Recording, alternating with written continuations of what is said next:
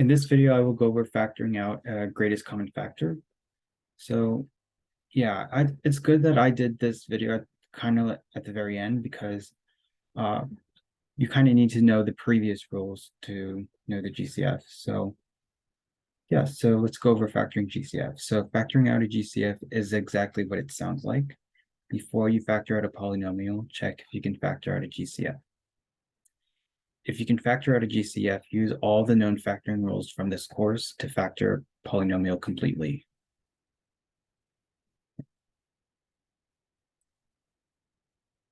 So before we factor out GCF, I just want to review something. So this is a review. Find the greatest common factor for each group of monomials. So if you look at example 1, we have 15x squared comma 9x cubed. So we got to factor out a GCF. So let's start with our x's. We have an x squared here and an x cubed there. So what is the biggest amount of x's you can take out evenly? Yes, you can take out exactly x squared evenly. Now let's do the constant. We have a 15 and a 9. How I like to think of it is, what is the biggest number that both numbers can be divided evenly? So can we try 3? Yes, but is it the highest? I believe so, because if we try 15 over 9 doesn't come out nicely. So the constant would be 3. Okay, so this would be your GCF. Okay, so now let's move on to example 2. But we're trying to factor out each GCF for each monomial. So we have, this is one term, this is one, and then this is one. So let's start with our letters y. So over here we have a y square. Over here we have a y square, and over here we have 1y. So what is the biggest amount of y's you can take out evenly? Yes, just 1y. Now let's do our x's. We have an x squared here, an x squared there, and an x cubed there. So what is the largest amount of x's you can take out? It looks like we could take out exactly x squared. And then let's look at our constant. We have a 12. Maybe if I use a different color, how about red? So if I have a 12 here, a 30 there, and a 42 there, what's the largest number that they can be divided evenly? Well, what about let's try 12. 12 over 12, it comes out nicely. What about 30 over 12? I don't think so, right? 30 over 12 is like 2.5. I want whole numbers. So let's go a bit smaller. How about 6? So 12 divided by 6 comes out nicely. It's 2. 30 divided by 6 comes out nicely. It's 5. 42 divided by 6 comes out nicely. It's 7. So it looks like the highest number that all three constants divide evenly is 6. Okay, so that is your GCF. So that's going to be helpful when we factor out when we do these practice problems. Okay, so let's move on.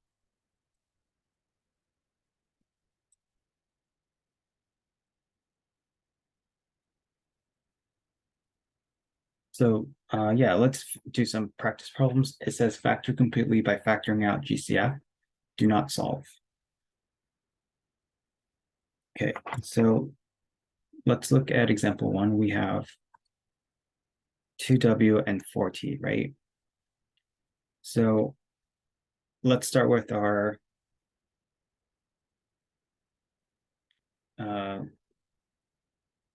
letters. Can we take out a letter?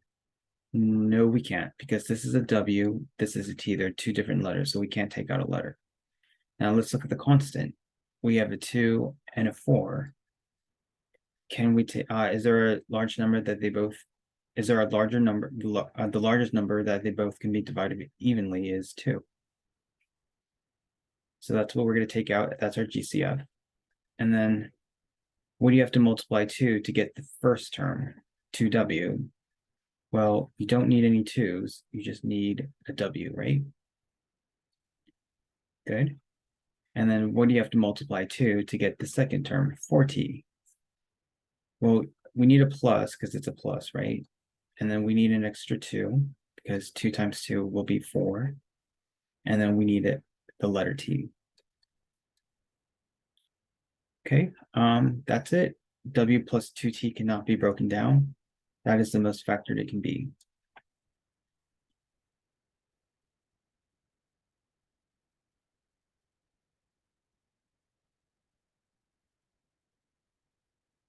Okay, let's moving on to example 2.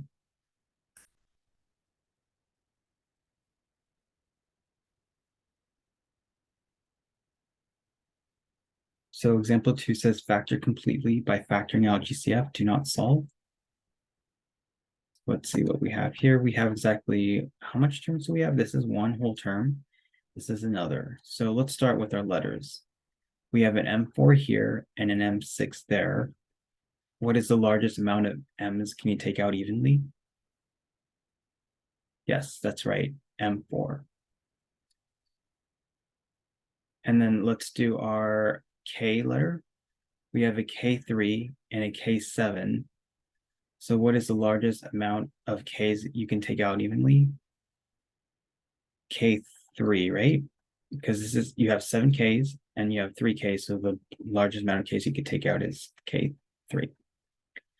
And then finally, the constant, -2 and 4.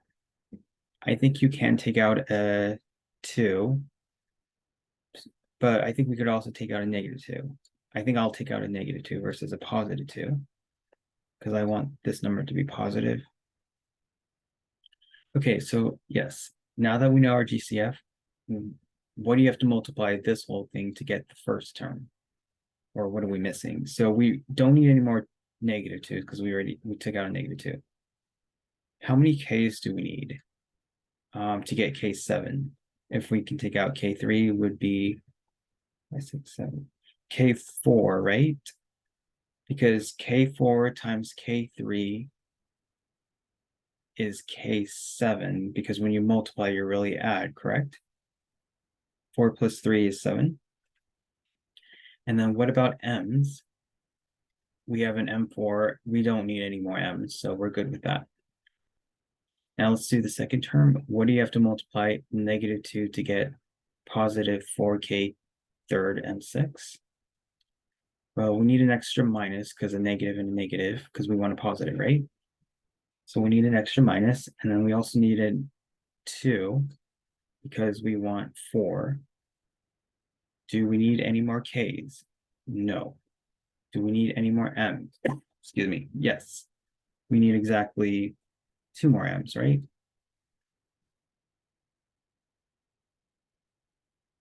Yes, that's it. Now, you always got to ask yourself, is this completely factored? So can the parentheses be factored anymore? I don't think so. I think that's it.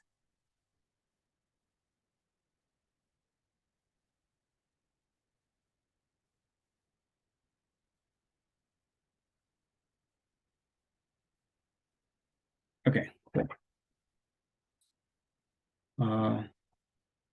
Let's move on.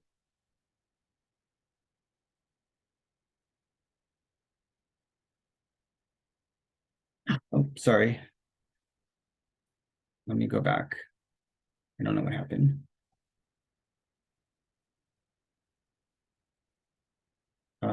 Shoot, 1 second. I gotta.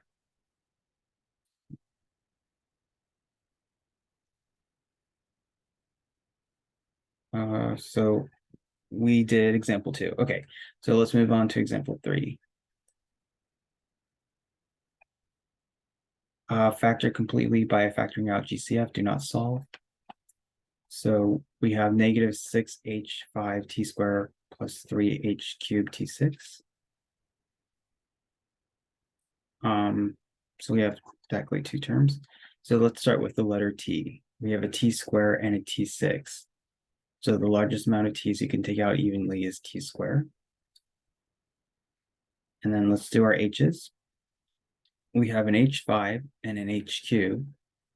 So the largest amount of h's we can take out is h3. And then the constant, we have a -6 and a +3. So I could take out a 3, but I'm going to take out a -3 because I want this number to be positive.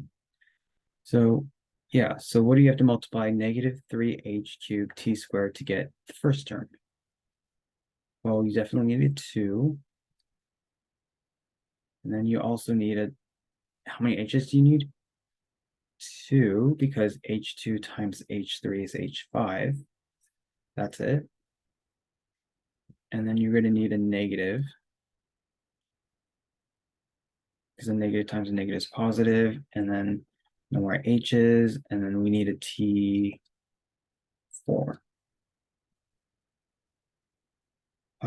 Yeah, can this be factored?